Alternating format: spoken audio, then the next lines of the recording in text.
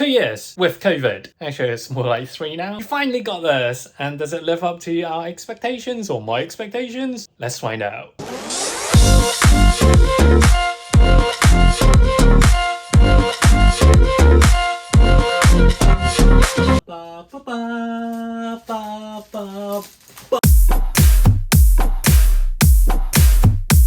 Hey guys, welcome back to Toys channel. Today I have got the Hot Toys Iron Man Mark 85 Battle Damaged version, i.e.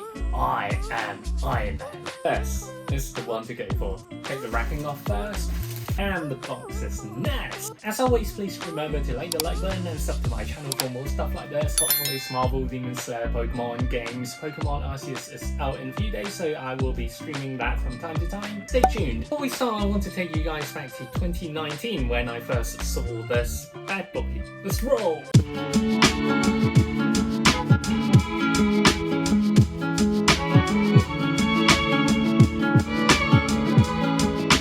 Without further ado, let's get this bad boy open. And as usual, the box is gigantic. As you can see, the usual Hot Toy size box. At the moment, I'm using the 0.5 lens. And for this one, I think they've upped up a notch because this one is the most iconic Iron Man, of course. And this is the special edition. As you can see here on the right hand side, the very subtle Avengers A logo with the Avengers Endgame here. And also more text and stuff, all kind of shiny and reflective. On the side, oh, my Doctor Strange. And it's pretty cool. At the top we get the arc reactor, at the bottom there is the Avengers logo, and throughout in the middle you get the different variations of the Iron Mans, for example the Mark 47, and as usual this part is laminated in terms of the text area. Boring parts, TNCs, warnings, blah blah blah, and even more stuff like the arc reactor. Side here you get the foam, of course, because this one being a die cast, and also the arc reactor right in the center. Let's go! Holy crap!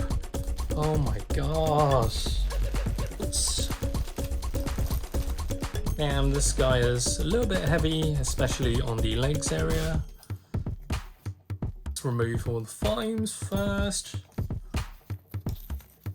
Okay, be careful, this part is actually quite pointy. I just kind of poked myself here, as you can see with a close-up shot. Clear, we've got everything out, I think. All the plastic films and foams, etc. Now get the hands and head sculpt out as well. Let's go through the base really quickly. A piece of chunky plastic, a little bit hollow inside, and you can see the rocks and stuff on the surface. It looks okay, although for the paint job they could have done a little bit more in terms of emphasizing the different gradients and stuff, but nonetheless it's okay at the moment, quite simplistic, and I think it doesn't overshadow the figure too much. I for one will be focusing on the base, but anyhow, this is a complementary piece. Let's have a look at the head sculpt first, because this is what everyone's been waiting for, of course. Damn! This is a really good head sculpt. Better on camera because I am essentially seeing it out of the camera and also on the camera, but it looks even better on the camera because it captures all the lights being reflected on the face, and the physiques are shown really nicely, especially with this kind of forehead of hers. It's dirty, it's gritty, it's damaged, it's wounded, and it's so great. RDJ's head is filled with these cuts, small cuts, as well as that kind of blood stain coming out from his brow here, which is really nice, and also the eyes, and that kind of emotion is definitely conveyed through this head sculpt. It's really good. And in terms of the hairstyle, it is nice, and it definitely reflects how he looks in Endgame, and definitely at the end scene as well. I don't want to say wrinkles, but these kind of mileage throughout the head is pretty darn good. with the areas under the eye bags. It's definitely on point, and this is how I exactly remembered him in the last scene. And also moving to the side, this and stuff is really good as well, and the hair continues to be great with the sculpted lines here and there. And at the back, this is where the hairlines kind of meet, and it's okay, nothing too special here.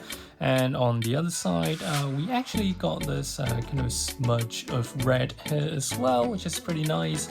And of course, great as usual, eerily realistic head sculpt of Tony Stark. It's just really good. Zoom in closely, you can see the bruise and stuff here painted nicely, and also the scratches and bumps on the forehead as well, which is great. And yeah, I got nothing to complain here. Hands. So let's go with the normal hands first. This one I think is the one where the fingers can be bended. Yes, it is. So you can kind of do the different poses with these fingers. Pretty fun as usual, to the extent of where they have the degree of flexibility to bend. And this one as well, of course. Next up, we've got the other pair that is more static or rigid, where you can't really move or bend. So essentially you can do the Iron Man pose, like with the master hair at the palm, and that's pretty much it. Nicely sculpted, not a lot of expectations.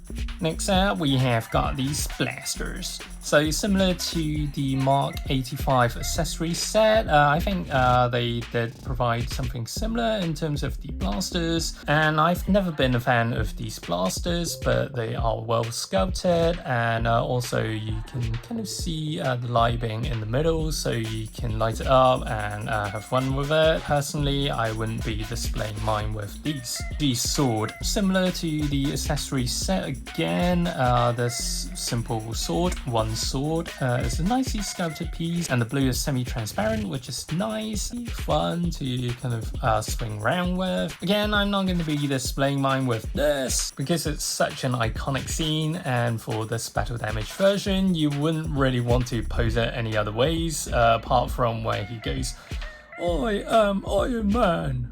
The smallest details are sculpted here, regardless whether it's the piece here with the finger snapping motion or the one that's opening up, because you do get these small infinity stones sticking on the gauntlet, which is nice. Cracks and stuff being kind of cracking all over the gauntlet, so it's nice. This is the one. Wait, actually I can pull this out. Yep, so this is the light. So with the hands, you get the snapping motion here on the right, and the static open up in the middle, and this one on the left is where you can kind of bend the fingers everywhere and anywhere to the degree of the flexibility. Another thing to note is that they included a bloody screwdriver. Can you believe it? You get this very, very nice tweezer as well, so you can kind of elegantly clip your batteries like so. What I want to focus on is this small ass screwdriver, because it does help, because with the flimsy ass this, whatever the frick it is, it hasn't really worked well in the past. I've never used it, and let's see how it fares. The instruction manual.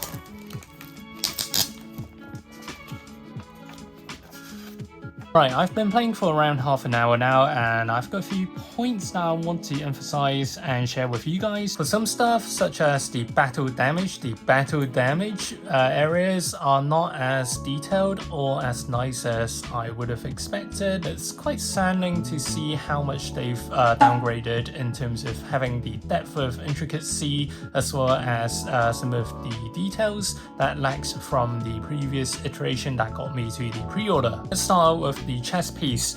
So essentially, all in all the flavors are there. These two ribs, this kind of damage patch here, as well as nearer to the shoulder area. It's all there, but in terms of the details, it's definitely lacking. And if I remember correctly, in the first version, there were layers and layers of the damage areas, no depth, and these scratch marks are gigantic. here. Also understanding that they need to fit everything in this thin piece of plastic, but however it's definitely not on par as to what I would have expected. So I do like this area where the chest piece is out and you can see the interiors of the arc reactor and everything that surrounds it. That's pretty nice.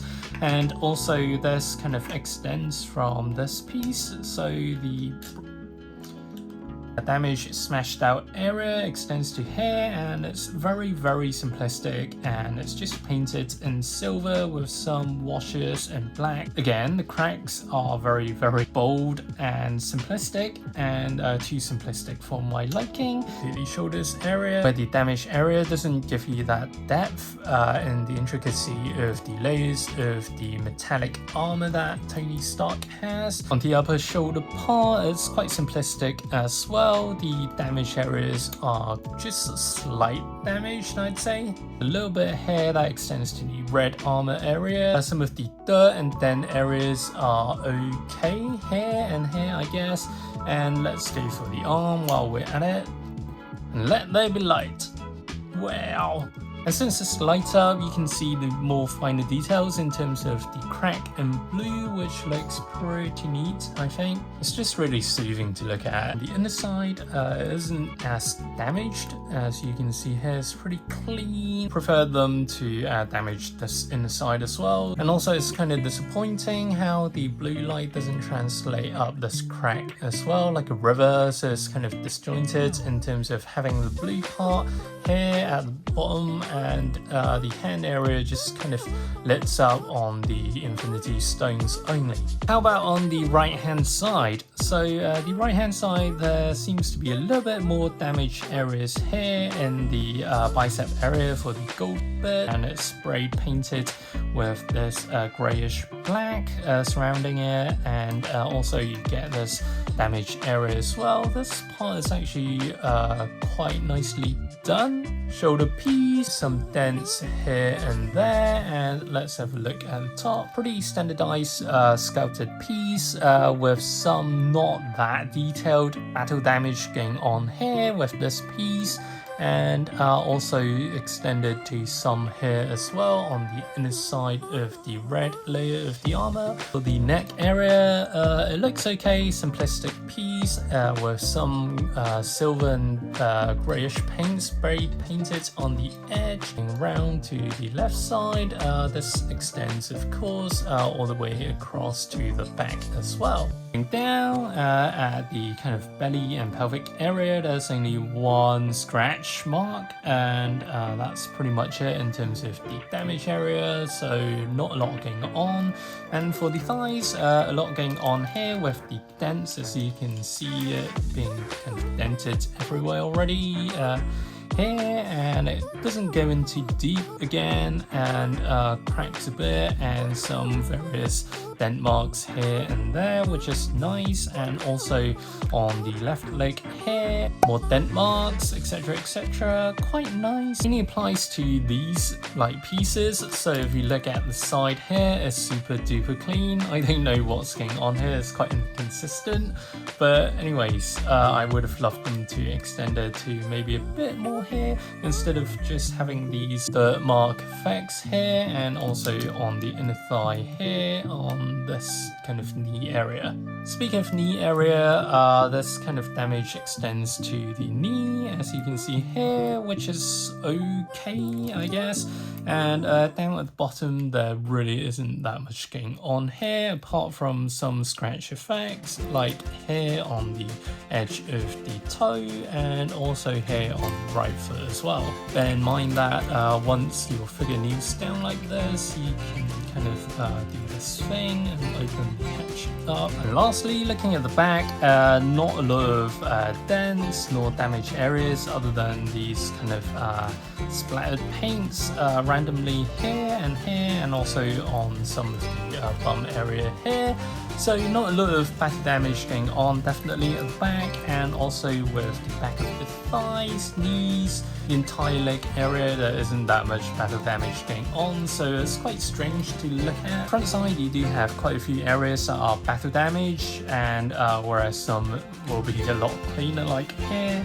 and also with the shin areas here. Some other battle damage areas, they aren't too deep in terms of details. They are generous with these dents, not so generous when it comes to sculpting the battle damage areas, but nonetheless, this is the final product. Anyways, let me give you guys a better shot of the entire figure.